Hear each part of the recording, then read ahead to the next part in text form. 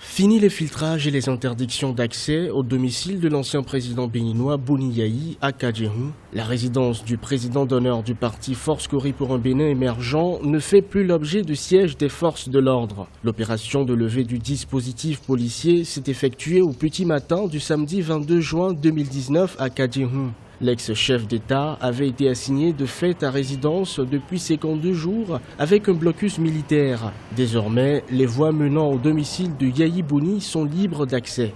Ils ont attendu un bon moment et que les Béninois sont beaucoup morts avant qu'ils ne prennent cette décision. Nous sommes désolés par rapport à ça parce que nous, Béninois, on n'a pas accepté cela. Nous, on aime la paix. Il a fallu la réaction de Tchaourou pour qu'on enlève l'embargo de Kadjiroun. Vraiment, c'était une joie.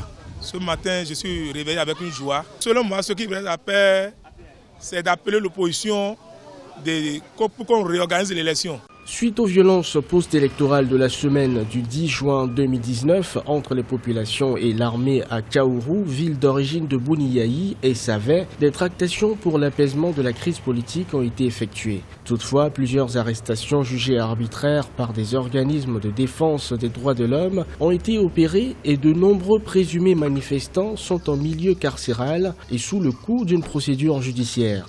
On dit dégel et pendant ce temps, les exilés sont encore à l'étranger, les détenus sont encore en prison, les morts sont confisqués, les malades ne sont pas soignés, mais c'est dans ce climat et la peur continue d'exister. Le retour aux fondamentaux de la démocratie et de la liberté, du respect de notre constitution, c'est ça la base. Donc, pour que cela qu'il y ait dégel, il faut ces conditions préalables non négociables.